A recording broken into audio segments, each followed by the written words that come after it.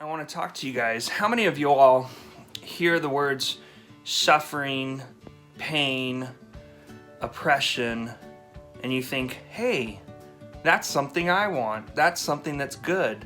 I can't wait till I have that because it's a good thing. Well, we usually say, instead of it being a good thing, we go, gosh, why am I so afflicted? Why do I have this affliction? And I want to take you to a psalm to help us change our attitude towards affliction. In Psalm 119, verse 67 and 68, it says, "Before I was afflicted, I went astray. But now I keep your word. You are good, and you do what is good. Teach me your statutes." You see, the psalmist writes, before I was afflicted.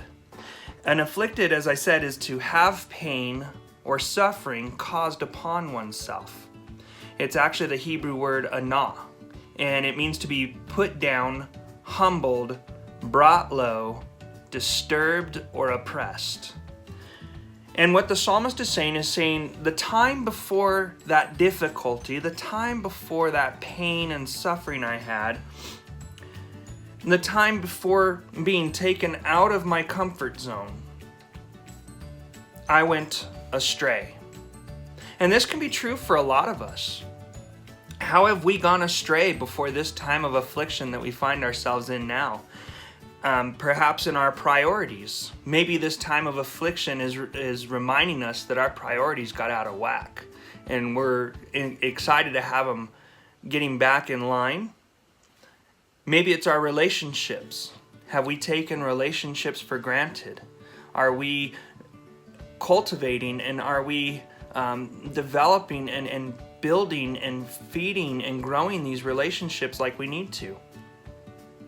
What about taking things for granted? All the blessings that we have, we take them for granted from time to time. We need something that sets us back to remind us of the things that we've been given. What about even taking God or His church for granted? How many of us can admit maybe we've taken that for granted? Maybe we got so used to it just being a normal thing that when it became not normal, that we kind of got shocked.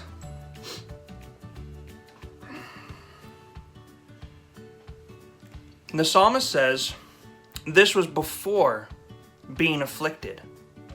He says afterwards, look at the change. Look at the change after the affliction. Now I keep your word. Now I keep God's word.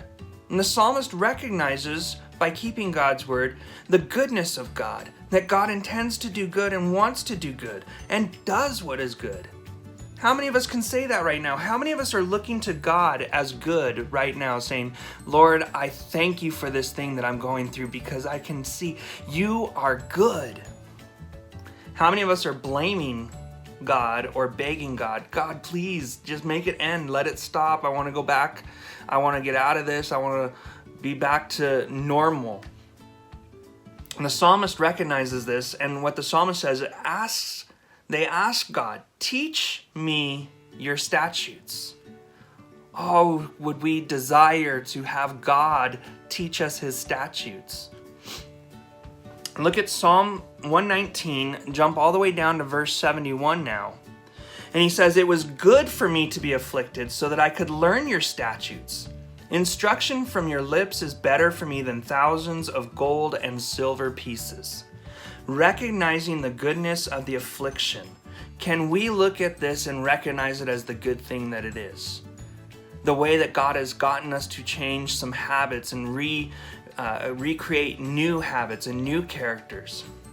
Because in this time, we've had a lot more time to spend with our family and with God, thinking about the things of God.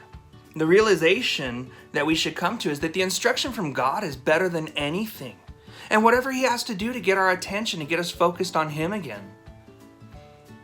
The psalmist says instruction from God is better than all the money. And with this COVID-19, with the shelter in place and with us all being quarantined in our homes, we've had to give up a lot. There's a lot of us that aren't going to work regularly, or if we do go to work, it's different. We know that the economy has taken a great hit to this. But we also know and we also hear that there has been a huge improvement and a huge growth in terms of people's personal relationships with God, and with the way that they have been devouring His Word and looking. And you know what? In my eyes and in your eyes, it should come down to this: it's worth it. There is no cost that we should not be willing to pay to receive instruction from God and His Word and His statutes. Church, I pray that God continues to speak to you throughout this time, and we definitely look forward to when we can gather together again in person. But until then, we'll catch you later.